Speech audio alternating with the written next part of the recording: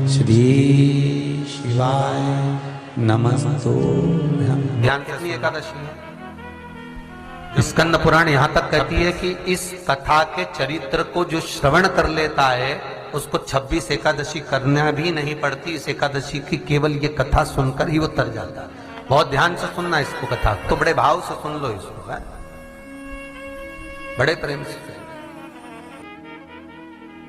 इसलिए सारी एकादशियों में निर्जला एकादशी की महत्वता शास्त्र प्रमाण करता है महाराज। निर्जला एकादशी का उद्यापन जो करा जाता है, उसका उद्यापन और प्रदोष का जो उद्यापन करा जाता है, इन दोनों का क्रम लगभग एक जैसा ही। तो निर्जला पहुंची है और निर्जला ने जाकर भगवान नारायण से निवेदन करा। भगवान विष्णु ने पूछा, क्या बात है निर्जला, आज तुम खेलती हुई यहां पर आकर खड़ी हो गई, क्या हुआ क्या है?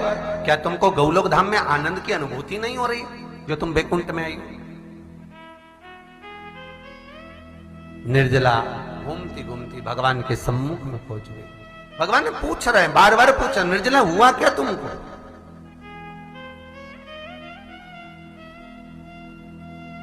ए निर्जला, ए एकादशी, हुआ क्या है तुमको? क्या कारण है तुम्हारे यहां आने का, बैकुंठ पहुंचने का?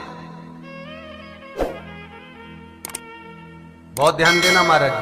शास्त्र कहता है सोमवार, मंगलवार, बुधवार, गुरुवार, शुक्रवार, शनिवार, ये देवता वो देवता सबके व्रत कर लो, सारे व्रत कर लो, पर ये व्रत आपको परमात्मा के धाम तक लेकर नहीं जा सकते, क्योंकि इनका जो पुण्य है वो मृत्यु लोक में आप थोड़ा सा भी व्रत करते हैं तो पुण्य समाप्त हो जाता है। पर हिंदू धर्म के 3 व्रत ऐसे बता दिए जिन व्रतों का पुण्य समाप्त नहीं हुआ।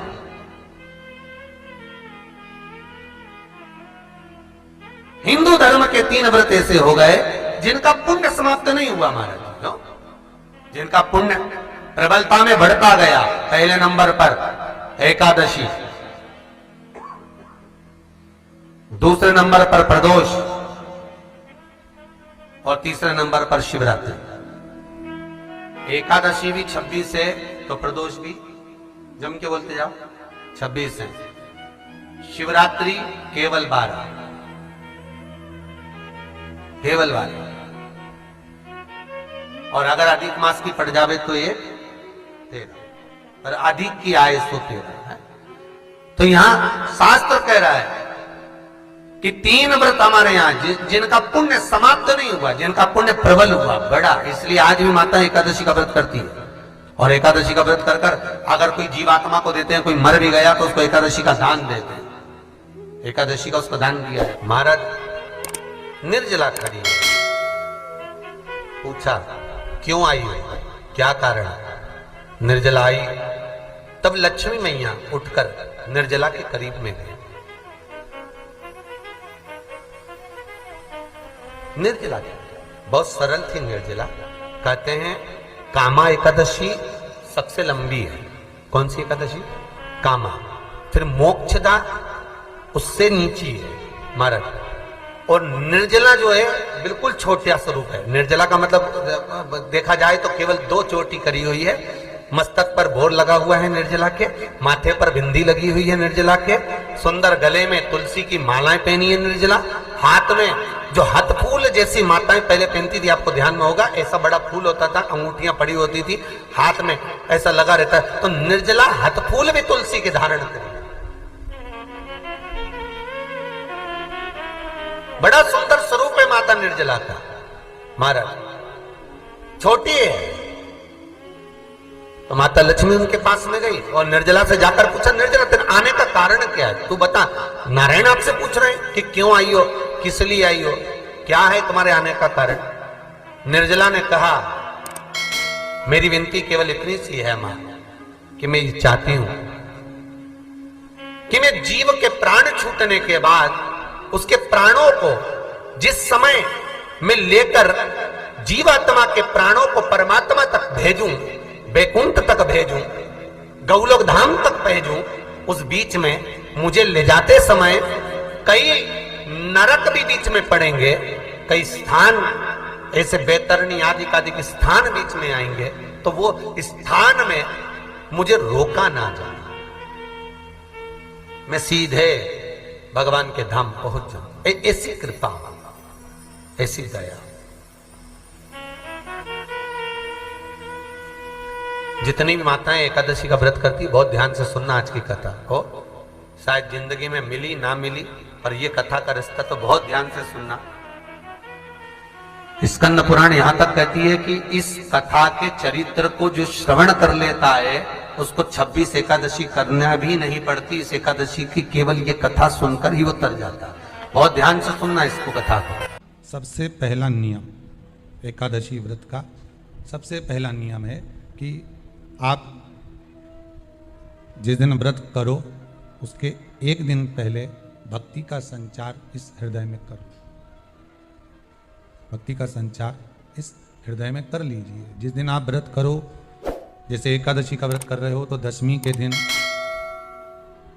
शाम का समय जब आवे, रात्रि जब होने लगे, शाम का समय आवे और रात्रि का आप जब भोजन ग्रहण करो तो उस भोजन में कोई ऐसा पदार्थ ग्रहण मत करिए जिस पदार्थ के कारण आपकी एकादशी बिगड़ जाए। कोई बेकार भोजन में ग्रहण नहीं करना, श्रेष्ठ भोजन ग्रहण करिए दशमी। और एकादशी का दूसरा नियम बहुत ध्यान से सुनिएगा। जिस दिन आपकी एकादशी का व्रत हो उस दिन प्रयास करिएगा कि अपने हाथ से किसी भी वृक्ष की कोई पत्ती टूटे ना। अपने हाथ से किसी भी वृक्ष की, पौधे की, किसी भी वृक्ष की पत्ती अपने हाथ से ना टूटे। बहुत ध्यान दीजिएगा महाराज। एकादशी का ये दूसरा नियम है कि अपने हाथ से किसी पौधे की, किसी वृक्ष की, किसी डाली की कोई पत्ती टूटे ना, कोई पत्ती ना टूटे, इसका प्रयास करिए।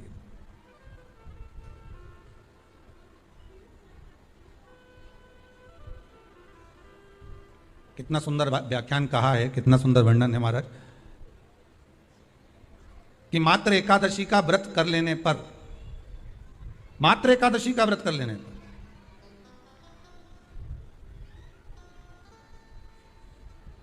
जो पूर्व में किया गया हमारा पाप कर्म है, हमने किसी जीव की हत्या करी है, हमने किसी को कष्ट प्रदान करा है, हमने किसी को अपशब्द कहा है, हमने किसी को ताने दिए, हमने किसी को आड़ा टेढ़ा कहा है, हमने किसी को गालियां दे दी है, मात्र एकादशी का व्रत ही कर लेने पर ये सारे जो दोष हैं वो समाप्त हो जाते हैं।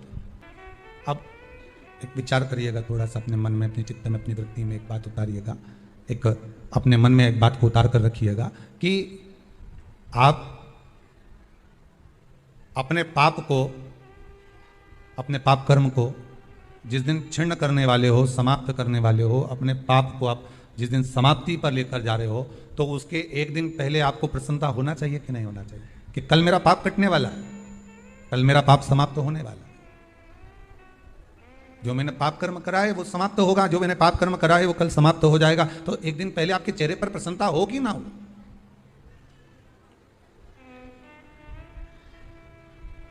और चेहरे पर वो प्रसन्नता आपके आना चाहिए कि कल मेरा एकादशी का व्रत है, आज दशमी है, कल एकादशी का व्रत है, तो कल मेरी जब एकादशी का व्रत रहेगा तो मेरा ना जाने कितना कितना पाप, कितना कितना असत्य, कितना कितना झूठ, कितना कितना प्रपंच वो समाप्त हो जाएगा। इसमें मुझे प्रसन्नता हो, इसमें मुझे आनंद था।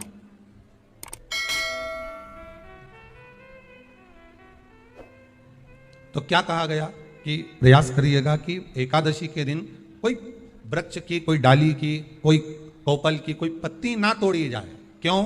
तो कहा अगर उस पत्ती को हम तोड़ देते हैं, वृक्ष की पत्ती को या क्यारे में लगी हुई कोई डाली की पत्ती को हम तोड़ देते हैं तो एकादशी का पुण्य फल प्राप्त नहीं होता, एकादशी का कोई फल हमारे खाते में नहीं जाता, पुण्य फल प्राप्त। अब फिर भले तुम, चाहे तुमने मोरधन खाया हो, चाहे तुमने फिर चिप्स खाई हो, चाहे तुमने फिर व्रत का कितना ही सामान खा गए और तुमने सोचा कि आज मेरी एकादशी है, तो फिर उसका कोई फल प्राप्त नहीं, उसका